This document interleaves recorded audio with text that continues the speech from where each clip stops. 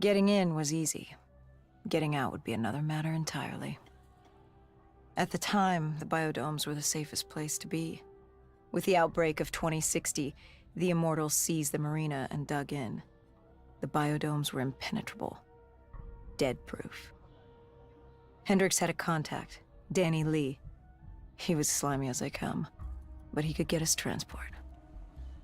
Not only that, Taylor had beaten us out of the biodomes, and Danny claimed to know where he was heading. They had this information. Danny was convinced Gojulan had info on her central server. They were doing us a solid, really.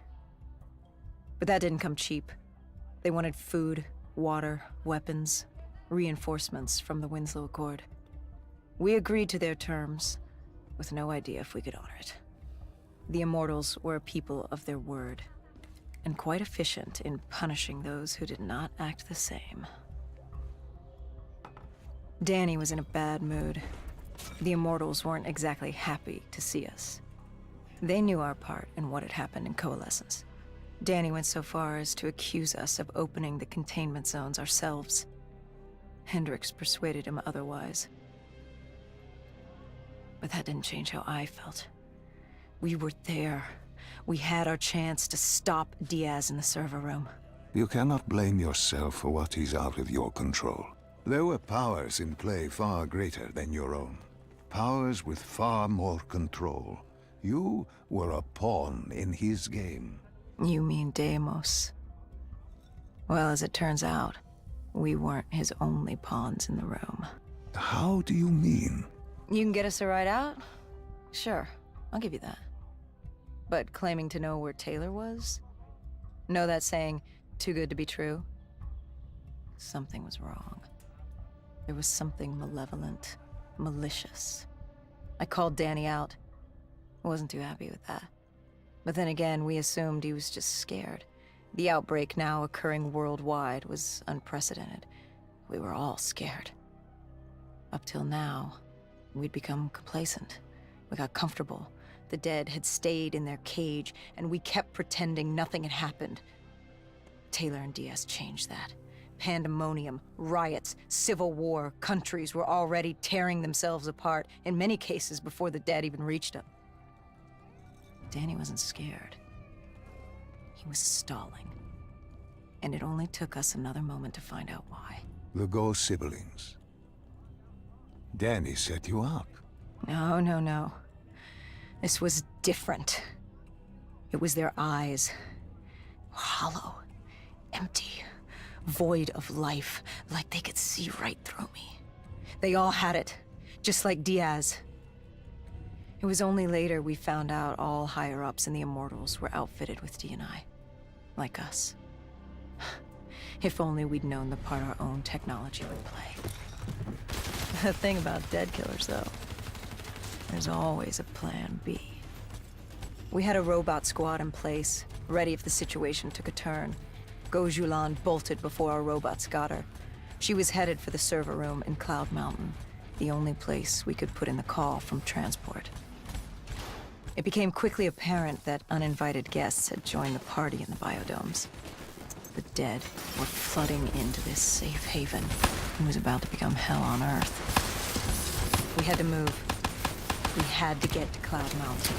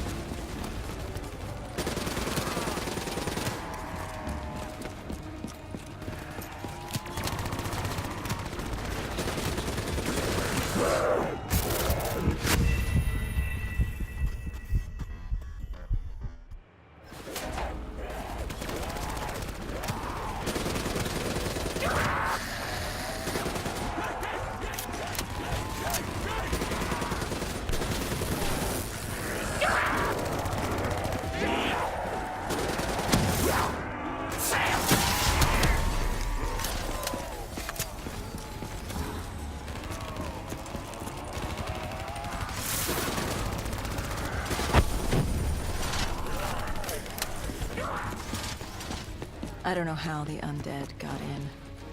A forgotten open gate. A child's mistake. A poorly nailed board over a window. It didn't matter. It was spreading fast. We were already outnumbered 20-1. The remaining humans scrambling away or locked in their homes.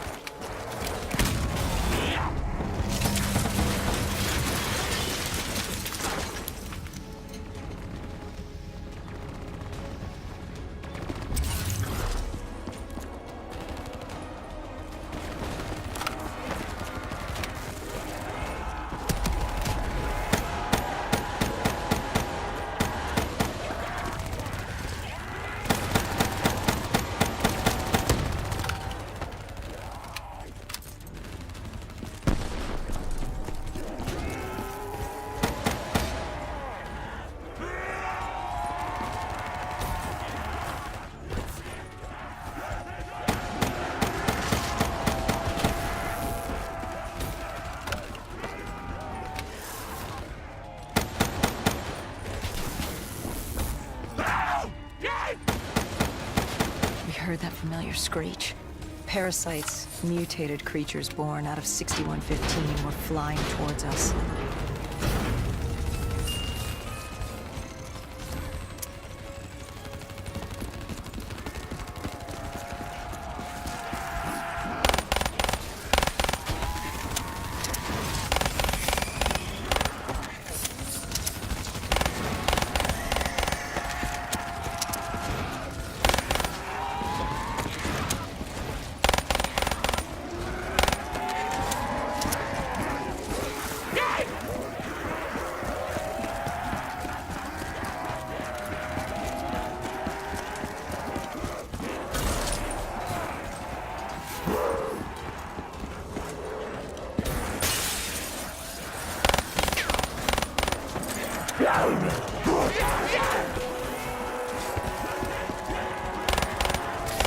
With the shipping yard cleared, Cloud Mountain was just ahead.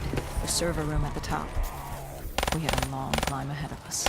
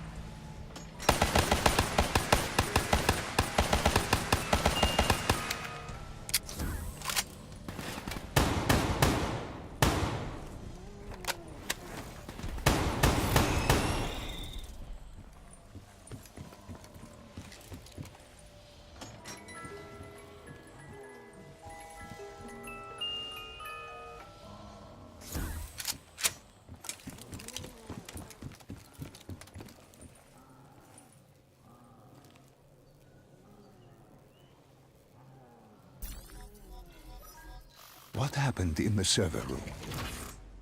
By the time we got there, Gojulan encrypted her hardware, locking us out of the central server. Hendricks stepped in, but we were a few seconds too late. Damage was done. Why did she lock you out? It didn't make any sense. Sure, we weren't on the best of terms, but this wasn't her. Something else made her do it. Something was controlling her. The encryption used a biometric hand scan. Hendricks tried to unlock it. But the Go siblings were smart. They'd set up an access system requiring both of their hands for authorization. And her brother was shredded with bullets back in the bar. We could hear the horde coming, and we only had one sibling. But she did have two hands. You chose to cut off her hand. Why? I hoped the biometrics were interchangeable, allowing the siblings to use either reader. If we were calling transport and getting out alive, it had to work. Lucky for us, it did. Hendricks interfaced with the system. He was able to raise WA command. We needed a ride out ASAP. They had a VTOL a few minutes out. Rendezvous was set for the top of the dome. But Hendricks wanted to know what Gojulan had on Taylor. Anything, even the smallest detail, could be helpful in picking up his trail. That would take some time. And time was something we didn't have. Hendricks searched the archives. I dealt with the incoming horde.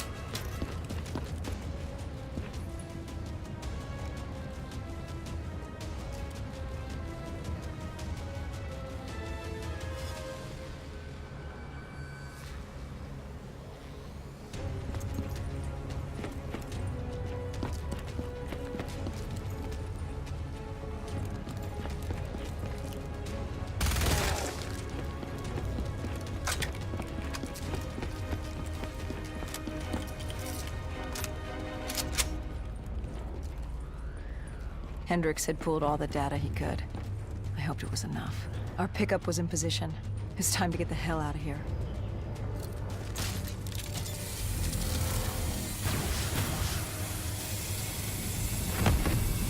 Our bird wasn't alone in the sky. Our VTOL had caught the attention of an old, automated race. We needed to find another way.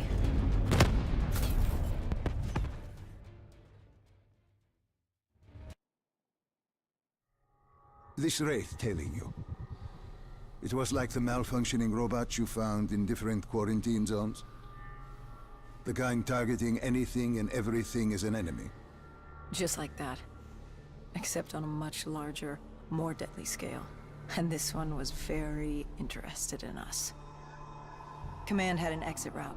Extraction set beyond the swamps. If we crossed the super trees, there were shipping docks where we could commandeer an airboat. It's easier said than done.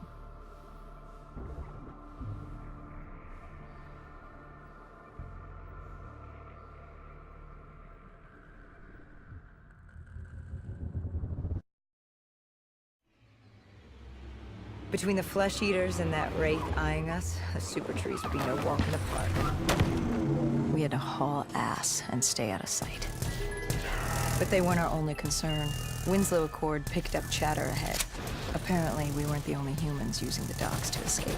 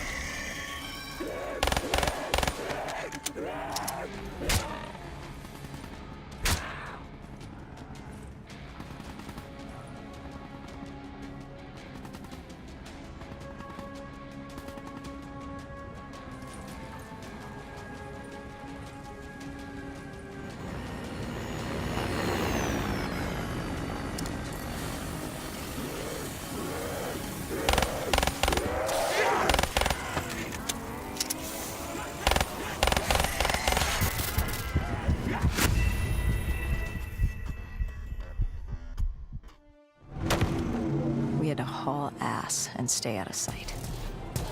But they weren't our only concern. Winslow Accord picked up chatter ahead. Apparently, we weren't the only humans using the docks to escape.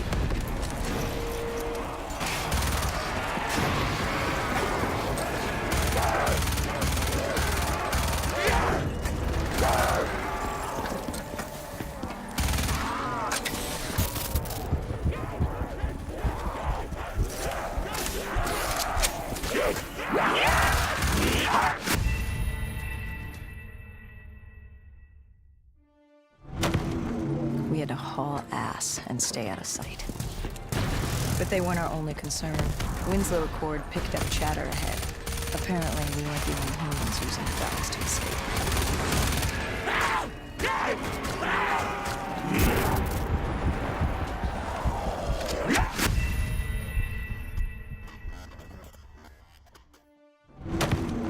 We had to haul ass and stay out of sight. But they weren't our only concern. Winslow Accord picked up chatter ahead. Apparently, we weren't the only humans using the docks to escape.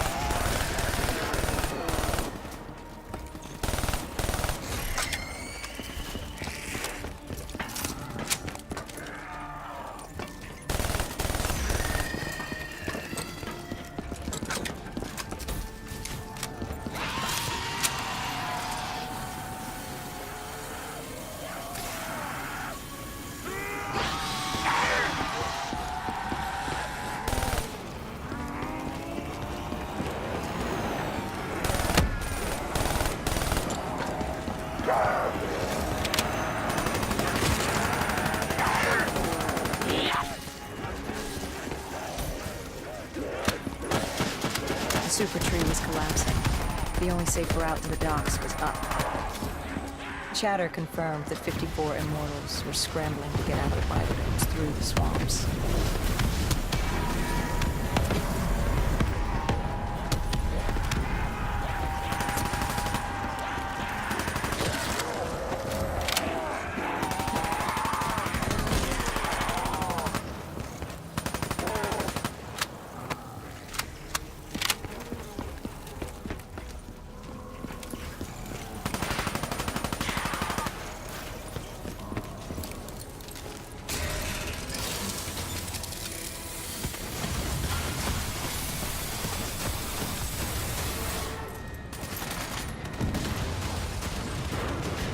From the sound of it, they wanted us dead as much as the flesh eaters did.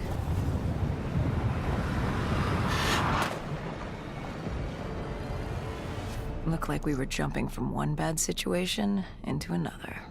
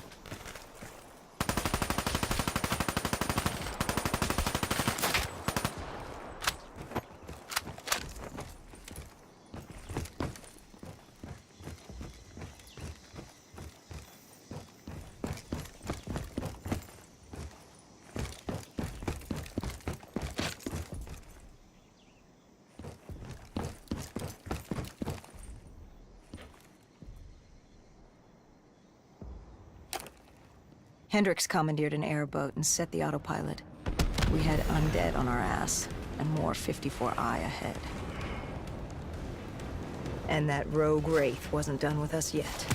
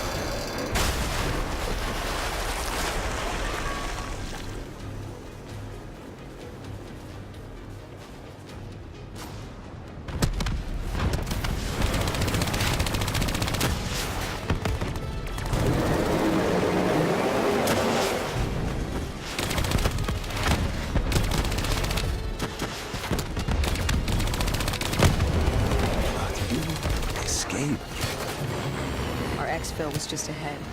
We were getting out of sync. What about you? What did Hendricks learn from the server? Nothing. It had been wiped. Taylor was in the wind. And the virus, 6115, wouldn't stop this time. The Winslow Accord and CDP had been thrown into chaos. We'd lost Hong Kong, Berlin, and Cairo, and it was just getting started. What would come next? How the world would change? There was no way to be ready for that.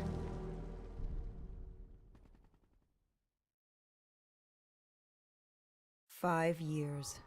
5 long, dark years. Opening the quarantine zones did exactly as we feared. And by 2075, what was a contained situation gave way to anarchy. Humanity's numbers had been reduced to a few hundred mil scattered across the globe.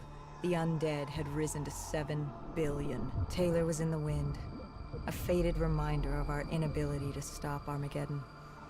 There was still a Winslow Accord kill-on-sight ordinance in place, but he was a distant memory. Until the aquifers. We were on a routine bombing run outside Cairo.